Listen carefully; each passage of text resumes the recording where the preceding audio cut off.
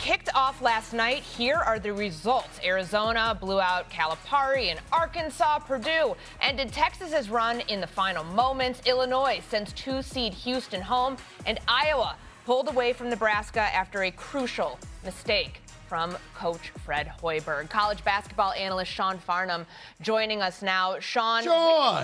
Sweet 16. Stephen A., I understood the assignment. I got the tie on, the pocket square, and everything. You know what? You see, unlike Coach who can be disobedient at times, you, Sean, showed up and you handled your day one. You're very good. I'm very proud of you, Sean. Coach, we will talk later. I love you, but we will talk. We will talk. Let's go ahead. Let's go ahead, Coach. All right, Sean, Sweet 16 games from last night. Which one was the most disappointing? I think it's Houston. And the reason why I say it's Houston's loss to Illinois is because that bracket opened up when Florida lost, and they were playing in Houston. Kelvin Sampson's squad was so close to winning the national championship a year ago, and they came out and they controlled the tempo of the game. They played at the pace they wanted to, but their offense let them down. They could not make open shots. Chris Sinak really struggled to shoot from the floor. Kingston Flemings struggled to shoot from the floor. Those two talented freshmen just did not deliver on this stage in particular. And you look at this Illini team, that's a season-low 65 points in a win for them. And so that, for that reason, and the fact that Kelvin Sampson said after the game that this is a young man's game and he looks like, I think it's just vastly disappointing. I think it's disappointing. I think the way that the Nebraska-Iowa game ended is disappointing for all people involved. Great, like Iowa earned that win, and it was a terrific win. But the game was a high-level game, and to be the topic of conversation, 4 men on the floor, as opposed to the quality of play and the opportunity that maybe Nebraska had to win the game, but they only had 4 guys on the court, took away from the quality of the game, and that's disappointing that those players didn't get a chance. 5-on-5, as you said, Stephen A., to get a stop, get a basket, and put game pressure on Iowa. Great for Iowa, but it's disappointing that a game on that stage could end the way it did with only 4 guys on the court in that possession. Just heartbreaking for the players at Nebraska. Obviously, Iowa earned the win, but to me, that was just disappointing when the game ended. Coach, Sean, Coach, I'm not letting him off the hook, Sean. And I'm not going to let you off the hook, Sean. Love y'all. Appreciate y'all.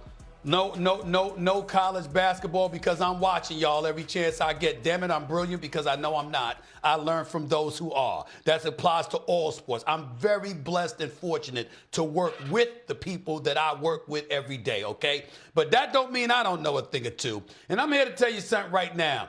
It hurts me to say it, but I'm going to tell you the most disappointing was Arkansas. Not because of the loss. The manner in which they lost, the sheer dominance that Arizona exhibited last night in whipping their you-know-what. That's what I'm pointing to, which brings me to John Calipari. This is a man that I've known since 1995. I was a beat writer for Temple University covering them with UMass when John Calipari was at UMass. That's how far back we go. I love this man, but 34 years, 1 national title. I'm looking at this, 3-time Coach of the Year, 4 National Players of the Year, 16 Conference Players of the Year, 21 Conference Freshmen or Newcomers of the Year, 43 first-round NBA draft picks, 4 NBA #1 overall draft picks, Derrick Rose, John Wall, Anthony Davis, and Karl Anthony Towns, 25 NCAA tournament appearances, 12 Elite 8s, 17 Sweet 16s. But not only has he only had 1 national championship, the man hasn't been to a Final Four since 2015. I know it's not easy, but when we talk about the elite coaches in college basketball history, we always bring them up. But they all got multiples. Krzyzewski, okay? You look at Roy Williams, okay? Bill Self, okay? Even Dan Hurley, all right? Multiple championships, all right? Billy Donovan, multiple championships, even though he's coaching in the NBA right now. I got 1 from John Calipari. And to go out last night, Darius Acuff is, the brother's special. He didn't look that special last night. They got a good team, won the SEC championship. They didn't look like that last night. I'm saying, look, man, look, that's not good. That's not good, Sean. That's not good, Coach. They're playing Arizona. They played Arizona. They're the best. Y'all gonna say that. I knew what y'all gonna say. It was a bad matchup. I know. They couldn't guard. They couldn't defend the paint. They couldn't go season long. Sean, man, it was a bad Coach, let me talk. That was Coach, let me get back at you. No answer to the question. Coach, I'm trying to get back to you. When you don't have an answer to the question, a lot of it has to do with recruiting. Am I right, fellas? It's who you get to play for you now. It's John Calipari.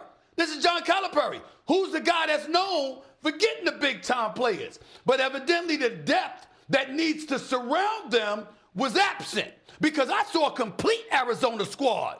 I was like, damn. You know, how come some of those players ain't on Arkansas? That's what I was thinking. I'm like, wait, that's what I'm saying. That's why I'm bringing up. I didn't say Arkansas. I said John Calipari because, damn it, I expect more from him. Yes, I do. Yes, I do.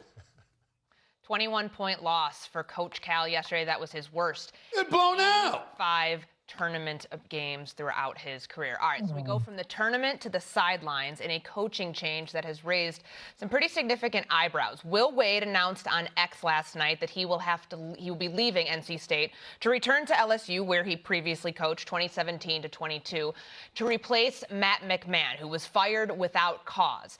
Wade's first stint in Baton Rouge was marked by scandal. He was suspended indefinitely in 2019 after being caught on an FBI wiretap, making an improper offer to a recruit, and was ultimately fired in 2022. He then went to McNeese State for 2 seasons before being hired as the head coach of the Wolfpack last year. According to NC State Athletic Director Boo Corrigan, Wade's agent informed him of his client's departure via an email. Corrigan commented on Wade's move late Thursday.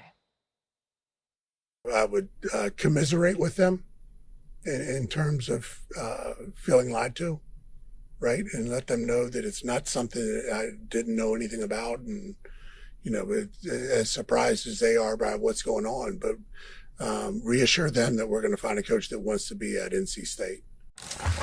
As far as the resignation letter, it was an email, right, that we received from his agent and talking with his agent.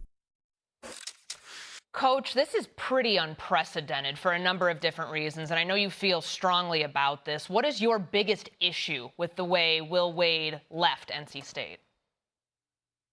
Will Wade went all in Kiffin. I have a lot of issues. I have issues with LSU, who should have respected the process and reached out to Boo Corrigan and said, we're going to have a conversation with Will Wade to potentially become our head coach, at least to give them a heads up. That's a respect thing. And for Will Wade, you can decide to change jobs. All right. But you know what? It's how you do things, the manner in which you do things. You've got to have a respect for the people that you work with. Boo Corrigan and NC State deserve that. Now, look, he's going to pay a buyout. And look, LSU's going to pay the buyout. But that's not the issue. Will Wade, he's a gangster. That's just the way he is. He's a very good basketball coach, and he's going to win games. And he brought a lot of enthusiasm to NC State. But the dude is a gangster. And we talk about players transferring and going from school to school. They don't pay buyouts. But in this situation, he'll pay a buyout. But the manner in which he handled this is not good for our profession. It's not good for what we're trying to do. We're trying to set examples for our programs and for the players in our programs and the respect and the loyalty and all the things we're asking our players to give us. And he gave none back to NC State or his players. And LSU absolutely totally gave no respect in terms of the process. Have the respect to pick up the phone, call Boo Corrigan and say, we're going to open up conversations with Will Wade. And don't do it by phone. Call the man up, shake his hand, look, say, thanks for the opportunity. And then you know what? You can go to LSU. Do it like a man. Hey, Coach, I don't disagree with you, but loyalty is something that's long gone now in college athletics for players and for coaches. And this shouldn't come as a surprise that Will Wade would exit this way. He's a mercenary. He's going to go ahead and he's going to win games. He's going to ignite that fan base. But you look at LSU, this is how they've operated. $61 million worth of buyouts this year alone by LSU. Heck, I want to buy out money from LSU at this point in time. He's going to win games, but what I have a problem with is you sit when you got asked the question at the ACC tournament, what about this job? And he said, no, I've already talked to my administration about next year. We're going to win big at NC State. That was less than 2.5 weeks ago. Not true? He's gone. Bill Corrigan now he's going to win big at LSU. He asked him Tuesday. He said, are we good?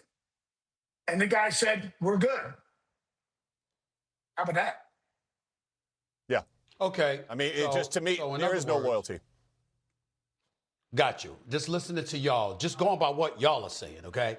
So the man is willing to lie to people's face. He's willing to be cowardice because you can't pick up the phone and call yourself or go see the individual that hired you, that resurrected your career after you departed from LSU. I know he went to McNeese State first before he ended up at NC State. And at McNeese State, I